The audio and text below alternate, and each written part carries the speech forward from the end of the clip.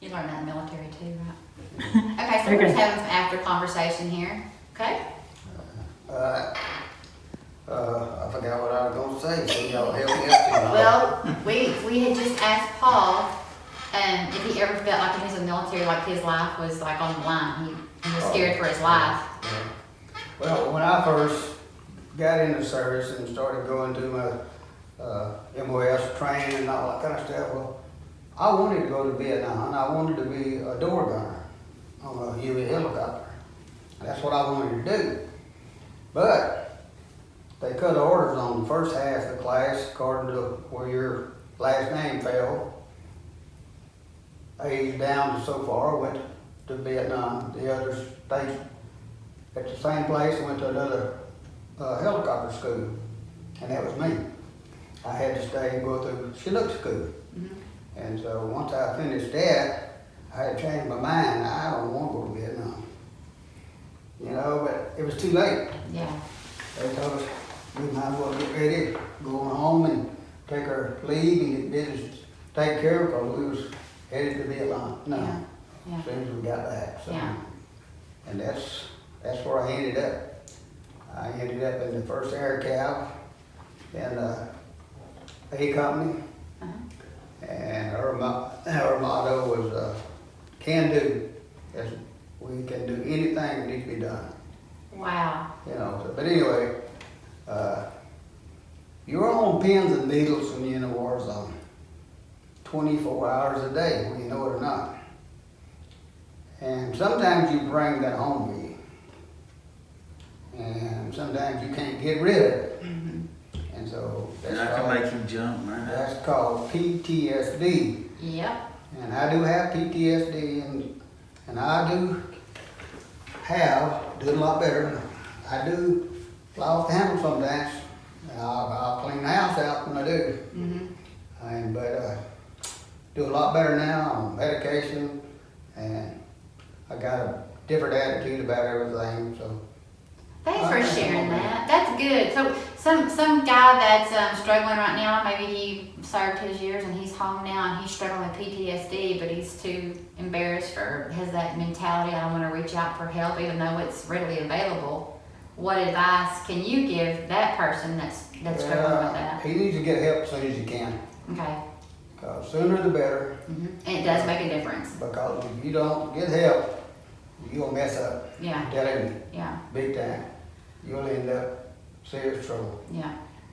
Well, you're an awesome family man, so you did something right. You got a family that loves you, and you're a great husband, great dad, and look, even little Misha loves you so much. So thanks for sharing that. That's very good advice for someone, because I know that there's so many people that are dealing with that when they come back from being in the service. So when Dad was in, you know, they had Hueys back then when he was in. So when I went in the military, I was attached to Mag 29 in New River. And we had Hueys, we had CH-46 and 53s. And so the Hueys had been also in Vietnam. The Marine Corps flew them in Vietnam, and they still were flying them when I was in. So the same helicopters that were some flown in Vietnam were still in service and still flying. Those things, it's amazing to me how they even get up off the ground. They're so big. It doesn't look like aerodynamically they would do what they do, but they would haul, I mean, like how much cargo could you get on one of those things? Chinook can haul its weight plus some if the weather temperature is right. Okay. So if it's cooler, it can make a heavier load. Okay. Hotter, Right. less, because the air's thinner and it don't give them a lift. And I have seen the Hueys and the Chinooks start to take off, and they'd be overloaded. They'd sit down, dump a few people off, you gotta go. Wow. At least they're able to come down, unload, and get back up. That's a good thing. They also took the Chinooks and they made 4 of them into what they call gunships. They had grenade launchers on the front, M60s in every window, 5 M60s on it.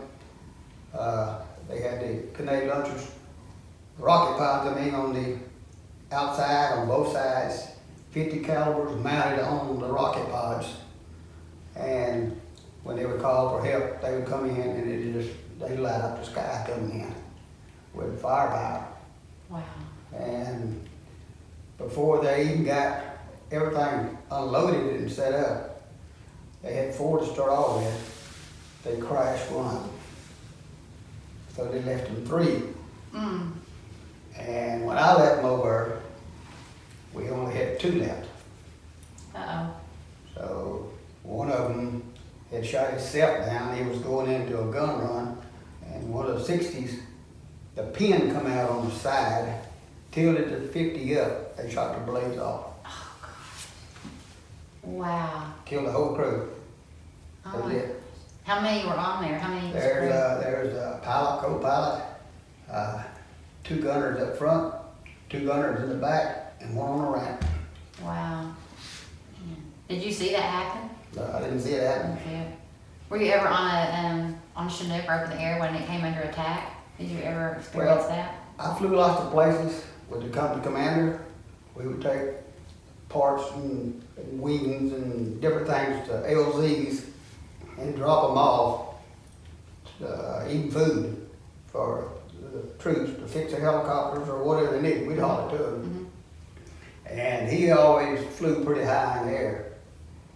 So I was one of the lucky ones. We could have got shot down going out there and back, but we were just lucky that it never did happen. Right, right. You probably just can't think about that when you're in the service every day. You probably have to just change your mentality. I'm sure that fear is still there. It's real, but you just can't concentrate on it. You know, when you go to bed at night, or when you're in Vietnam, you go to bed at night, you don't sleep very good because you're listening for sounds.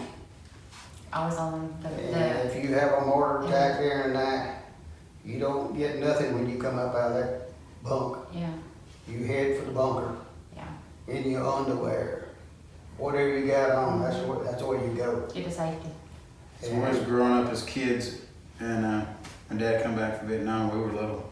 So you know, as kids, we'd run in there and go to jump on Dad. That was a big no-no in the house. You couldn't go just run in there and jump on him, or go in there. You had to say his name before you went in the room, or you might get thrown across the room. Like a defense reflex Yes, kind of. yes. You just wake up and you're, Exactly. yeah. And then the train here in town, you know, you hear the train going off in Silsbee, and living close to the railroad tracks anywhere around here, and so the train would go off in the middle of the night, and Daddy would jump straight up out of bed, and he was gone. Yeah, that's some of that effect you're talking about, bringing that back with you. Telephone, we can go off and I'd slap the telephone. Yeah. I think before I knew what I was doing, Yeah, you know, It's just any a kind of loud reflex. noise, you're gonna move, you're not gonna stand still. yeah, And I don't guess you'll ever get rid of that. probably not. But at least you know what it is, and at least you're dealing with it, so I commend you for that as well. So I know a lot of people don't deal with it, and Yeah. it's hard to go on, so. And you've had quite a big role as a caregiver and husband, and letting all these strangers in your house help you take care of your wife. That And was a real hard decision. I'm That telling come you, in. I I'm tell you, I telling couldn't- It took me a while to decide to do that. yeah, And I told her, you know, when we got married, I'd take care of her. And that's what I've been doing. and you still are. Still are. You just grew the team. Yeah. That's right, and you are a great leader for sure. Absolutely.